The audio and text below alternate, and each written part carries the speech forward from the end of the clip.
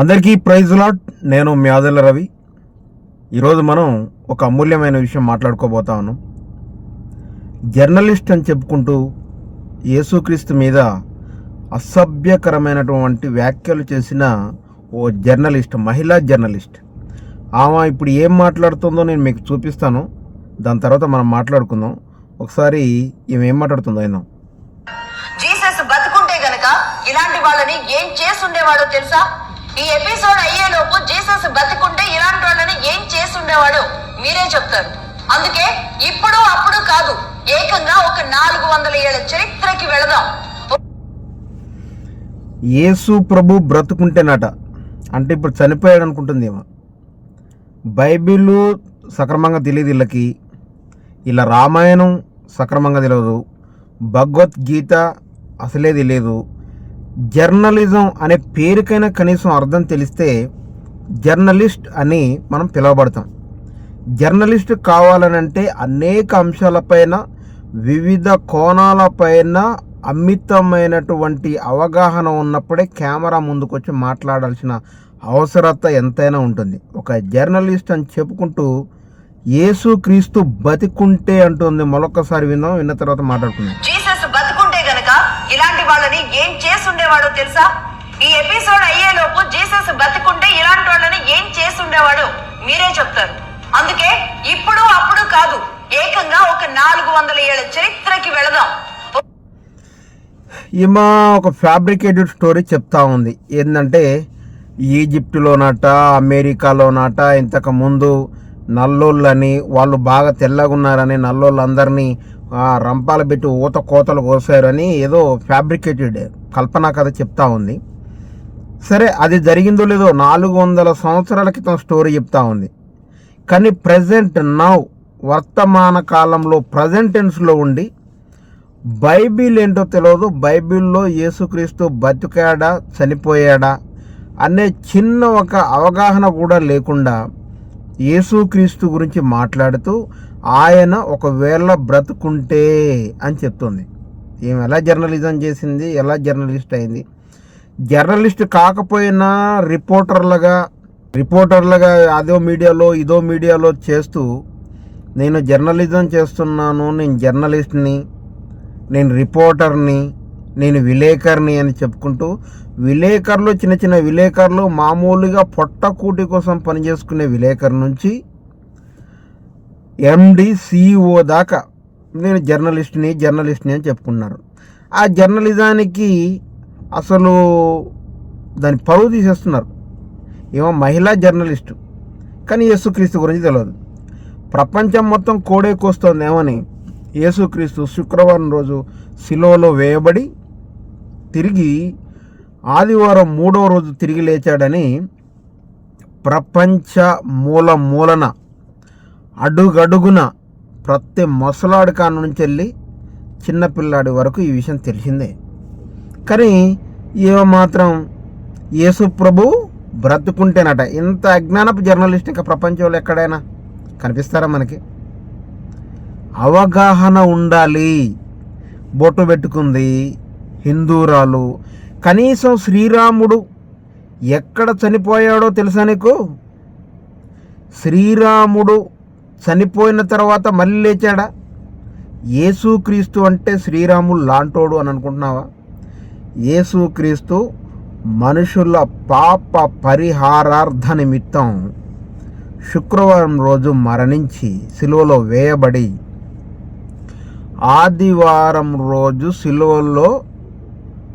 శుక్రవారం రోజు సిలువలో మరణించిన యేసుక్రీస్తు సమాధిలో నుంచి ఆదివారం రోజు పునరుత్థానుడై లేచాడు.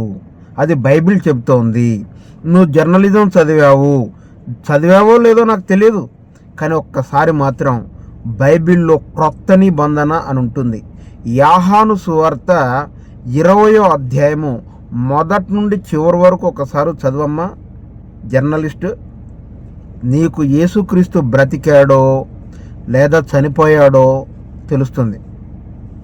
ప్రతోడికి మత పిచ్చి, ఆడ మహిళకి జర్నలిస్టుకి పిచ్చి, టీచర్లకి పిచ్చి, మత పిచ్చి, జర్నలిస్టుకి పిచ్చి, టీచర్లకి పిచ్చి, డాక్టర్లకు పిచ్చి, లాయర్లకు పిచ్చి, పోలీసు వాళ్ళకి పిచ్చి, జడ్జిలకు పిచ్చి, డ్రైవర్లకు పిచ్చి. ప్రపంచంలో భారతదేశంలో ఉన్నటువంటి మత పిచ్చి ఇక ఏ దేశంలో కూడా లేదు. మళ్ళీ ఈ మహాత్మరాలు అంటుంది కదా, చరిత్ర తీసుకుందాం. 4 సంవత్సరాల క్రితంకి వెళ్తే ఈజిప్ట్ వాళ్ళు, అమెరికా వాళ్ళు నల్లోళ్ళని ఓచకోత కోసారు, రంపాలు పెట్టని చెప్తుంది ఏమేదో చూసినట్టు. ఫ్యాబ్రికేటెడ్ కల్పనా కథలు. నీకు వార్తలు చదువుకోలేక ఊకే ఎప్పుడు చూసినాయేమా చాలాసార్లు కనబడతా ఉంటుంది. ఎందుకులే పోనీలే వదిలేయాలి, లైట్ తీసుకోవాలని వదిలేస్తూ ఉంటాను నేను. లేతే యేసుక్రీస్తు మీద, క్రైస్తవ్యం మీద, పాస్టర్ల మీద మత పిచ్చి జర్నలిస్ట్ అని చెప్పుకొని మత పిచ్చ ఏందమ్మా నీకు? నాకు అర్థం కాదు. అవసరమా మత పిచ్చ? సరే, మగాళ్ళకు ఉందంటే వాడు తాగుబోతో, తిరుగుబోతో, ఏ పని పాట లేక అదేదో ఎంచుకున్నాడు అనుకుంటే దానికి ఒక అర్థం ఉంది. జర్నలిస్ట్ అంటే మంచిగా ఎక్కడనో మంచిగా రిపోర్టర్గా ఎక్కడనో ఒక దగ్గర చేయి, ఎవరి దగ్గరనో ఒక దగ్గర చేసిన కనీసం నెలకొక 25,000 30,000 ఎంతో కొంత సంపాదించుకోవడానికి ఒక అవకాశం ఉంటుంది.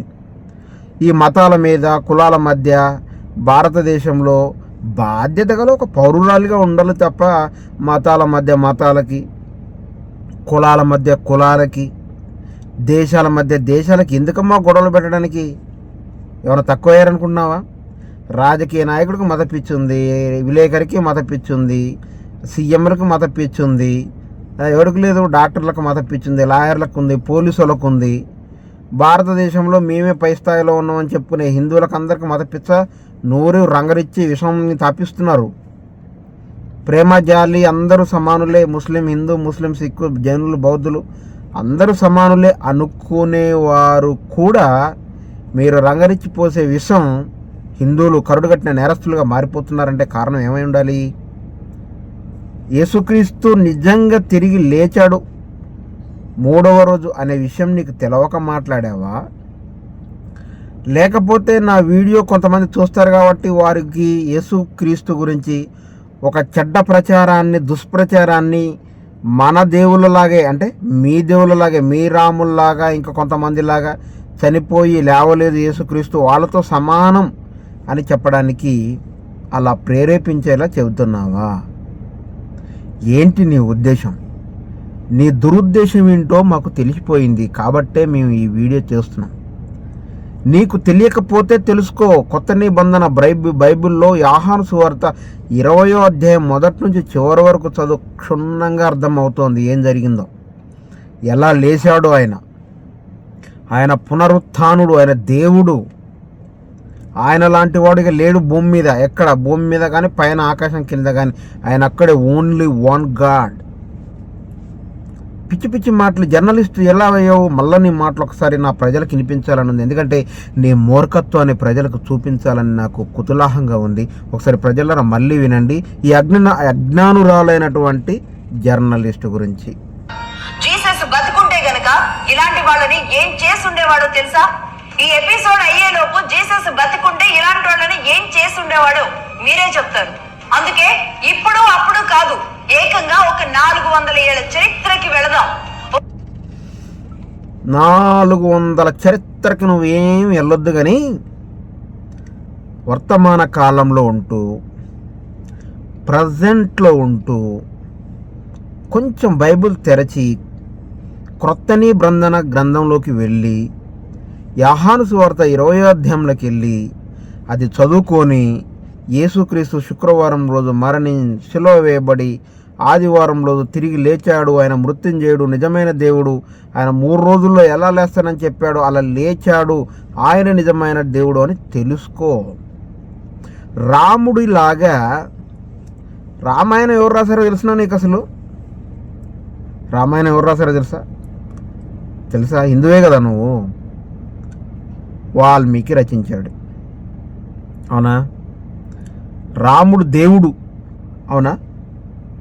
రాముడు దేవుడు అని రామాయణంలో ఎక్కడైనా ఒక దగ్గర నువ్వు నాకు చూపిస్తే పైన వెంట్రుకలు, నా మీసాలు, నా గడ్డం గొరిగించుకొని నేను తక్షణమే క్రైస్తవ్యంలో నుంచి వెళ్ళి హిందువుల్లోకి వచ్చి క్రైస్తవులతో ఉంటూ హిందూ మతోన్మాదుల మీద ఎలా పోరాడుతున్నానో, ఇప్పుడు ఎగనెస్ట్గా క్రైస్తవులతోటి యుద్ధం చేస్తూ హిందువుల్లో ఉంటా. కానీ నువ్వు మాత్రం నాకు రామాయణంలో రాముడు దేవుడు అని చూపించాల. మరి మీ యేసుక్రీస్తు దేవుడని నువ్వు బైబిల్లో చూపిస్తావా అంటే నీకు అలసట వచ్చి కళ్ళు తిరిగి కింద పడి నువ్వు గిలా గిలా గిలా గిలా కొట్టుకొని చచ్చిపోయేదాకా నేను యేసు ప్రభు దేవుడు దేవుడు దేవుడు దేవుడు దేవుడు అని చూపిస్తా. ఏమంటావు? ఒప్పుకుంటావా? బుద్ధిహీనమైన మాటలు మాట్లాడుకుంటా. బైబిల్లో ఒక మాట ఉంది, మూర్ఖులకి మూఢత్వమే కానీ జ్ఞానం రాదు అని. నీలాంటి అజ్ఞానుల కోసం ఈ వీడియో చేస్తున్నాను.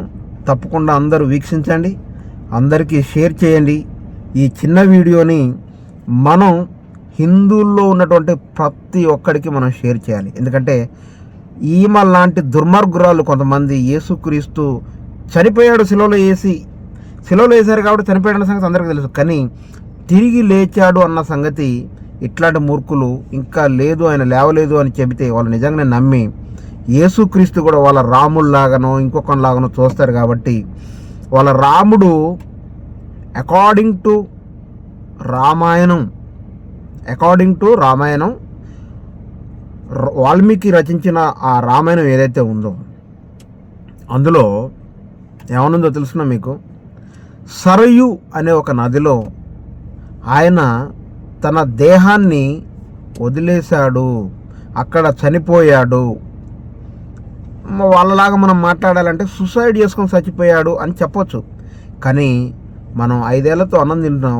మనిషిగా భారతదేశంలో రాజ్యాంగాన్ని, లౌకిక విధానాన్ని, మత స్వేచ్ఛకు భంగం కల్పించకుండా ప్రతి ఒక్కరికి గౌరవిస్తూ మాట్లాడుతున్నాం. కాబట్టి ఆయన సూసైడ్ చేసుకొని ఆత్మహత్య చేసుకొని చనిపోయాడని చెప్పను. అక్కడ తన దేహాన్ని వదిలేశాడు, సరయు నదిలో చనిపోయాడు. ఈ మూర్ఖులు మాట్లాడే మూర్ఖులకి రామాయణం గురించి కానీ, భగవద్గీత గురించి కానీ, బైబిల్ గురించి కానీ ఆవగిందంత తెలియదు. కానీ వీళ్ళు జర్నలిస్టులు, నేను లాయరు, నేను జడ్జు, నేను పెద్ద పీపీ, నేను పెద్ద పోలీసు, నేను పెద్ద పుడింగు అని చెప్పుకుంటూ బ్రతుకుతూ బెదిరిస్తూ బ్రతుకుతున్నారు. కానీ సబ్జెక్ట్ ఏం లేదు కాబట్టి ఈ ఆబ్జెక్ట్ నాలెడ్జ్ వాళ్ళకి మనం వివరణ ఇవ్వాలి. కాబట్టి ఈ వీడియోని చేశాను, అందరికీ షేర్ చేయండి. మరో అంశం పైన మళ్ళీ మనం మాట్లాడుకుందాం. అంతవరకు సెలవు. నేను మేదర్ల రవి. అందరికీ నమస్కారం. Praise the lord.